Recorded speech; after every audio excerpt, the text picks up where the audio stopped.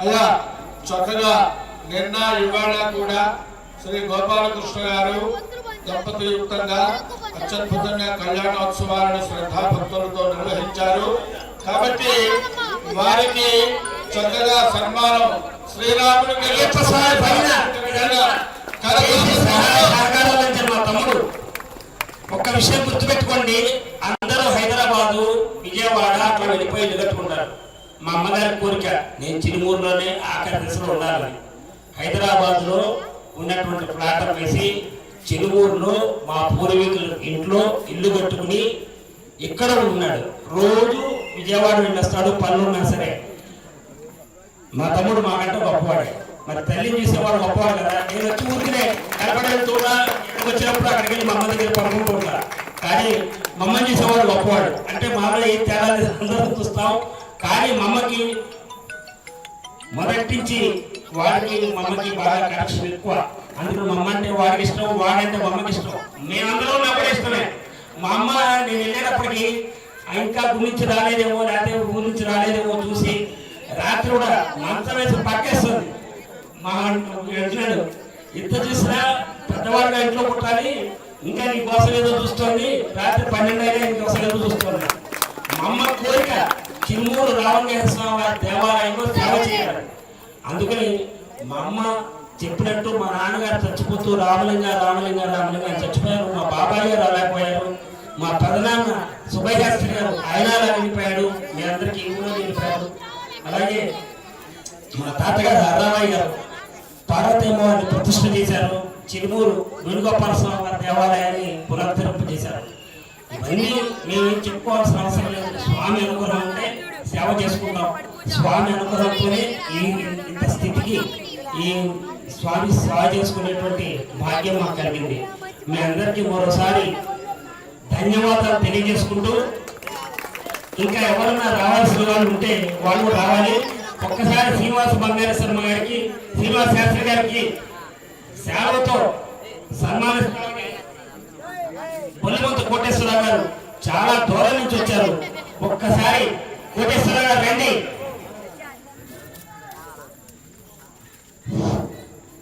ఇప్పుడు మనమందరం బంగారు శర్మ గారు ఎన్నో సేవలు, ఎన్నో సత్కారాలు, ఎన్నో సన్మానాలు పొందారు.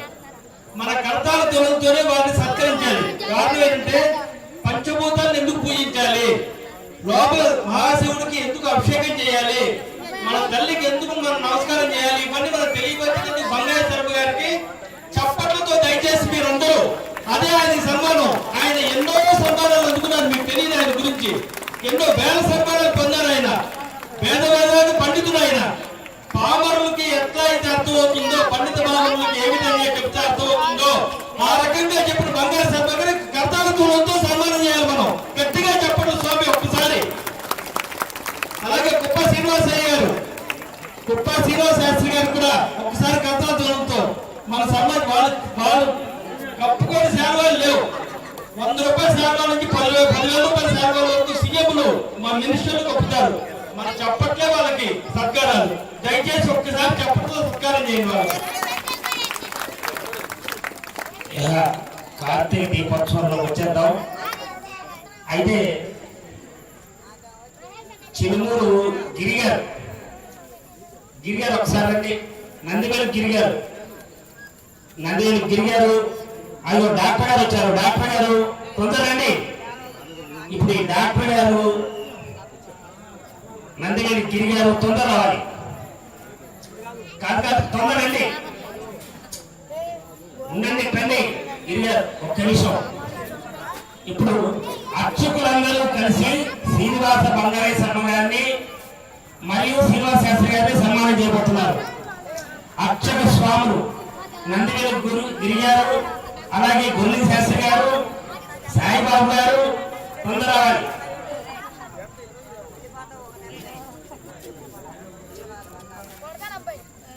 ఇప్పుడు ఒక కార్యక్రమం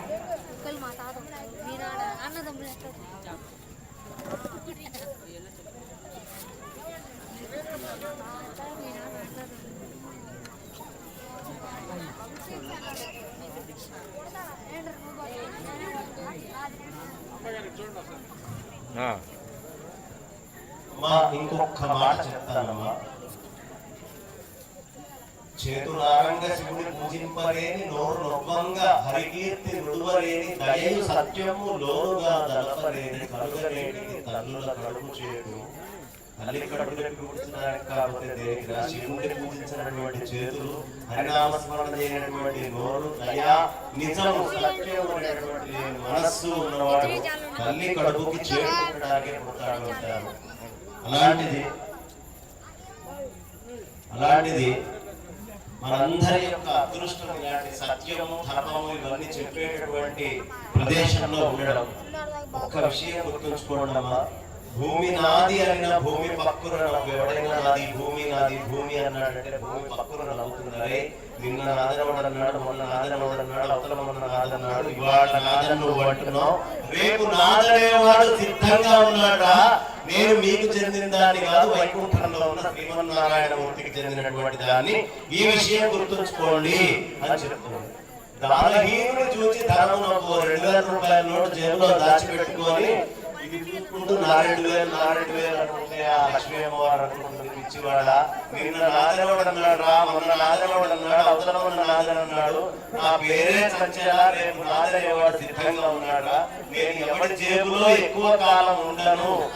ఎవడు జేబులో ఉన్నాడే ధర్మ కార్యక్రమాన్ని చేస్తాడో, పుణ్యాన్ని ఆచరిస్తాడో వాడికి వైకుంఠంలో కొంచెం పుణ్యం ఉంటుందా. కాబట్టి జేబులో ఉన్ననాడే ధర్మాన్ని ఆచరించు, పోగొట్టుకున్న తర్వాత బాధపడి చేసేది ఏం లేదు అని అక్కడ చెప్తారు. కదా వీటిని చూసి కాలుంటున్నప్పుడు ఒకవేళ ఇవ్వగలిగే శక్తి నాకు లేదు, లేకపోయినప్పటికీ మంచి కార్యక్రమం చేసేటప్పుడు యోగ్యమైనటువంటి వాడు ఇవ్వగలిగే వాడు ఎవరున్నారో వాళ్ళ దగ్గరికి మనమే జోలి కట్టుకొని వెళ్ళి, బాబు ఇదిగో ఈ మంచి కార్యక్రమం మేము అందరం కలిసి సమిష్టిగా చేస్తున్నాం, నీ వంతు నువ్వేం చేస్తావో చెయ్యని చూపించినా చాలు, మనమే చేయక్కర్లా. లేదు వచ్చి చీపిరి కట్ట పట్టుకొని కొంచెం ఊడవడం, స్వామికి అర్చన చేయడం, మన గుడిని మనం శుభ్రం చేసుకోవడం, మన గుడికి మనం రంగులు వేసుకోవడం, మనది ఎవరిదేమిటి కొన్ని వేల సంవత్సరాల చరిత్ర ఉన్న మన గుడిది. మన తాతలు ముత్తాతల తాతలు ఇక్కడ ఇటుకలు రాళ్ళు ఇసుక అన్ని మోసి తీసుకొచ్చి కడితే వచ్చినటువంటి గుడిది. అనన్య సామాన్యం భగవంతుడు వచ్చిన చరిత్ర, మన పూర్వీకుల కష్టం అన్ని కూడా ఆ గుడిలో ఉన్నాయి.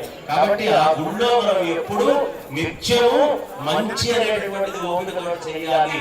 కాబట్టి ఒక్క విషయం గుర్తుంచుకోవడం అమ్మా, ఈ కార్యక్రమం నడవాలి అంటే డబ్బు కావాలి. డబ్బు లేకపోతే ఈ ప్రపంచంలో ఏది నడవదు. మరి డబ్బు ఎలా? ఊరికినే విశ్వేశ్వరుడికి కానీ మనం ఈ ట్రస్ట్ కానీ ఇస్తే లాభం లేదు కదా. సంవత్సరం మొత్తం అభిషేకం చేస్తే ఒక సంవత్సరం మొత్తానికి 365 రోజులు మీ గోత్రనామాలతో అభిషేకం చేయించుకుంటే 1116 దానికి వాళ్ళు తీసుకునేటటువంటిది. ప్రతి సోమవారం విశేషంగా మహాన్యాసపూర్వక అభిషేకం జరుగుతుంది.